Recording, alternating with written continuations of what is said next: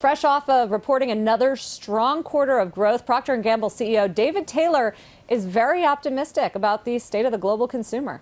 What we've seen that underpins the sales growth is share growth. And that's critical because it says you're winning, your products are winning. So we now have share growth on the past 1 and 3 months globally. In our biggest country, the U.S., we're growing share the last month, last 3 months, last 6 months, last 12 months. And we're seeing other important markets like China actually accelerate, which is very important. So our top 15 markets all grew sales over the last quarter. So with that, we thought it was appropriate to go ahead and raise the upper end of our guidance range because we believe that consumers are coming into our brands because they see them providing great value. I want to get to the China story, a lot to unpack there. But first, just on the business, it wasn't broad-based fully. I mean, grooming was still declining.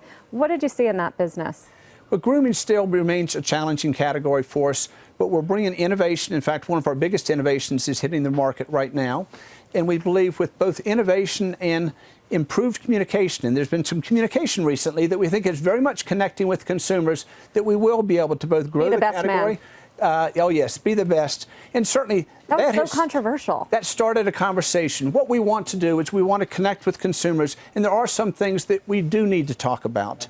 There is an issue with toxic masculinity, and what we wanted to do was show that there are some things, whether it's bullying or sexist behavior, that we can be better. And to me, men are stepping up, and we showed in the commercial very clear examples of that happening. And while there was a very well-organized but small number that did not like that initially, what we've seen is each day more and more people coming in and saying they connect with that and they understand that it is a relevant message. Conversation will lead to understanding and improved behavior by all of us. Do you actually see a sales impact, either positive or negative, as a result of this commercial? It's too early really to see, and it only broke a week and a half ago, but we've had 90 million views of that spot, which says it certainly has connected with people, and it started an important conversation. And to me, I think men want to be better on this, and I think men are stepping up. So you passed along some of those higher prices to the consumer. Are we going to expect more? Are we going to expect to pay more for our everyday products from Procter & Gamble this year? In general, we want to provide outstanding value. There are some cases and there were some categories,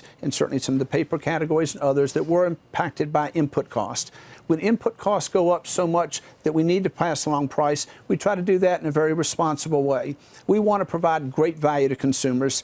It's been in a few categories, in a few countries, we needed to do that. And to me, consumers so far have shown they've accepted that as long as the product still delivers great value.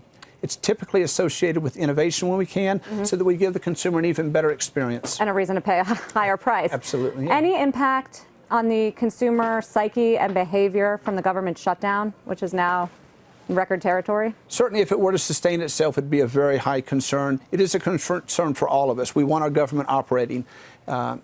I haven't seen yet a big impact on the business, the category sizes, but do I think it will over time? Certainly, if it were to extend itself. When you hear talk of recession, what are you thinking? It's certainly not in the consumer categories right now.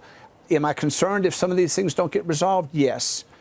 But if you look at, again, the growth rate of categories in the major countries, we're not seeing significant drops. In aggregate, it's up about 0.5 point. How are you planning contingency plans if the trade war does not get resolved by the March 1st deadline between the U.S. and China? For most of our products that we sell in the U.S., we make in the U.S. For the vast majority of products we make in China, or that we sell in China, we make in China. So certainly the first thing we want to do is where we can, we want to localize our supply chains and serve the consumer and make the product in the country where they can consume it, where it's economically possible. That's true today for the U.S. and China. So that does minimize the impact we have. But to me, there's a broader impact on the economy if this thing goes in a way that disadvantages both countries. And so I think it's in the best interest of the U.S. and China to find an amicable solution. Taylor overall sounding a little more upbeat than the CEOs that we've been speaking with here at Davos. But overall, the theme has been one of optimism. It's not the doom and gloom necessarily that we thought coming in after such a turbulent market period at the end of 2018.